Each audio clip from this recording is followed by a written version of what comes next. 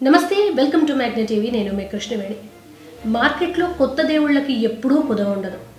ప్రతి మంచి వెనుక చిన్న సైడ్ ఎఫెక్ట్ అనేది కామన్ అది ఏ ఫీల్డ్లో అయినా మెడికల్ ఫీల్డ్లో ట్యాబ్లెట్లకే కావు అన్ని విధాలుగా కూడా ఎక్కడో చోట సైడ్ ఎఫెక్ట్లు ఉంటాయి దానికి అతీతం కాకుండా మన హిందూ ధర్మం ఉంది హైందవ ధర్మం గొప్పతనాన్ని తెలుసుకొని మారి జీవితాన్ని గొప్పగా జీవిస్తున్న వాళ్ళతో పాటు మార్కెట్లో ఈ మాట చెప్తే చాలు మనకు కాసుల వర్షం అనుకునే కొంతమంది దొంగలు బాబాలుగా కొత్త దేవుళ్ళుగా అవతారాలు ఎత్తిన ఘటనలు చరిత్రలో చాలా ఉన్నాయి ఆ కోవలోకే ఇప్పటి అఘోరా వరకు అఘోరిని అని చెప్పుకుంటూ వచ్చిన శ్రీనివాస్ వరకు చాలామంది ఉన్నారు ప్రజలు ఎప్పటికప్పుడు చైతన్యం అవుతూ వాళ్ళ ఆటల్ని తిప్పికొడుతూనే ఉన్నారు మనం ఇప్పుడు నేను ఒక కొత్త పిల్లాడి గురించి చెప్పబోతున్నాను కొత్త బాబా దానికన్నా ముందు మీ అందరికీ శాంభవి గుర్తుందా చిన్న పాప నేను కాలజ్ఞానం చెప్తాను వీరబ్రహ్మేంద్ర స్వామి వారి వారసురాల్ని నేను దలైలామా శిష్యురాల్ని అని చెప్పి జరిగింది జరగబోయేది అన్నీ చెప్పి గేమ్ అంతా ఆడి చివరికి ఆమె ఓవర్ యాక్షన్తో దొరికిపోయి కోర్టులో కేసు వేస్తే ఈ పాపను స్కూల్కి పంపాల్సింది వెళ్ళి చిన్నతనంలో ఇలా సన్యాసినిగా మార్చే ప్రయత్నం చేయొద్దంటే అప్పటికప్పటికి శాంభవి కేర్ టేకర్ అని చెప్పిన సొంత తల్లి ఉషారాని రాత్రికి రాత్రి బిషాన్ని ఎత్తేసుకొని వెళ్ళిపోయింది ఆ తర్వాత మళ్ళీ ఆమె టీనేజ్కి వచ్చాక బయట ఒకసారి కనిపించింది ఆ తర్వాత లేదు బాబును గోగినేని గారు కూడా ఆ విషయం మీద బాగా ఫైట్ చేశారు శాంభవి టాపిక్ ఎందుకు వచ్చిందంటే నార్త్లో మన శాంభవి లాగే ఒక అబ్బాయి హల్చల్ చేస్తున్నాడు ఆ అబ్బాయి డీటెయిల్స్ మీకు క్లియర్గా చెప్తాను పేరు అభినవ్ అరోరా ఈయన అక్కడంతా బాల్సంత్ చిన్నబాబా అని పిలుస్తారు 10 సంవత్సరాలు మాత్రమే 2014-15 మధ్యలోనూ పుట్టాడు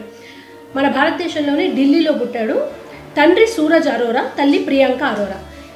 ఈ అభినవ్ అరోరాకు అన్నతమ్ములు ఒక చెల్లెల్లో ఉన్నారు కానీ వాళ్ళ డీటెయిల్స్ చాలా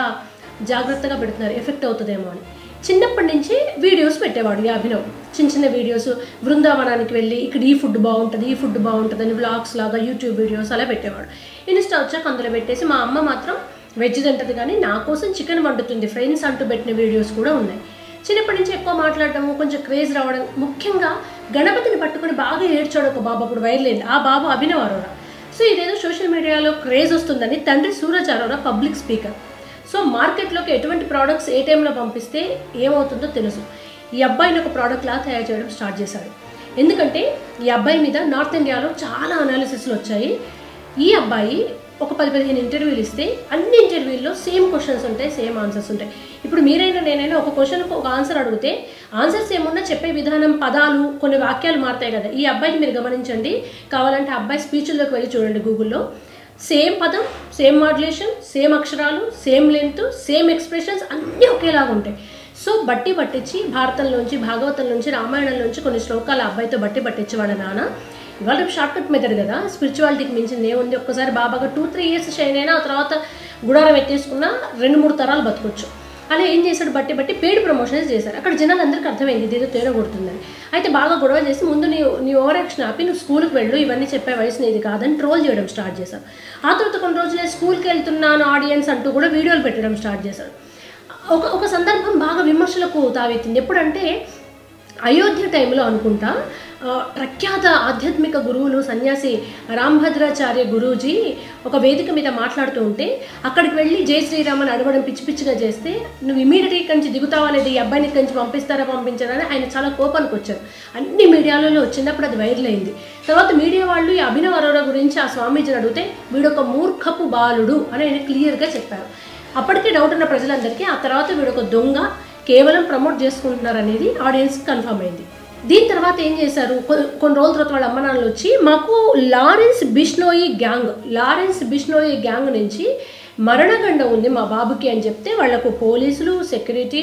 గార్డ్స్ అందరినీ కూడా గవర్నమెంట్ ప్రొవైడ్ చేసింది ఈ జనాలు వీళ్ళని నమ్మడం మానేశారు అందరూ తిడుతున్నారు ట్రోల్ చేస్తున్నారు అని చెప్పి స్కూల్కి వెళ్ళాడు కట్ చేస్తే ఒక రోజు మీరు ఎవరు ట్రోల్ చేసినా నాకేం ఫరక్ లేదని చెప్పేసి వీడియోలు పెట్టడం స్టార్ట్ చేసిండు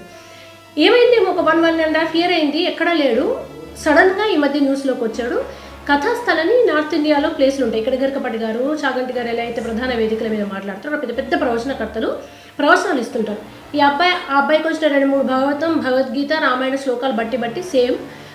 చెప్పడం స్టార్ట్ చేస్తున్నాడు. నన్ను రాధామాత పుట్టించింది, నాకు శ్రీరాముడే జ్ఞానాన్ని ఇచ్చాడు, రాధే రాధే అని అక్కడ నార్త్ ఇండియాలో ఉన్న కృష్ణ భక్తిని క్యాష్ చేసుకోవాలని చూసి స్టేజ్ల మీద ప్రవచనాలు ఇస్తే ఏం జరిగిందేమో జనాలందరూ వీడు మోసం అని అర్థమైందని రాంభద్రాచారి గురూజీ మూర్ఖబాలుడు అని చెప్పిన తర్వాత క్లారిటీ వచ్చింది. తర్వాత ఒక ఇస్కాన్ గురువు అక్కడ ఉంటే మీరు విజువల్స్ వెతకండి దొరుకుతుంది. ఈ అబ్బాయి మీద పడిపోయి అబ్బాయిని మొత్తం గురూజీని తోసేసి అంత పెద్ద ఇస్కాన్ గురూజీని కూడా పక్కకు జరుపుతుంటే ఆయన ఏమనలేక చాలా ఇరిటేషన్గా చూస్తాడు. ప్రతి చోట ఇలా న్యూసెన్స్ ఇష్యూస్ చేయడము, ప్రతి చోట ఏదో ఒకటి మాట్లాడడము,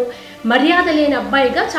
చాలా మందికి అర్థమైపోయింది. స్వామీజీ కూడా అబ్బాయికి మర్యాద తెలియదు, మూర్ఖబాలుడు అని చెప్పారని.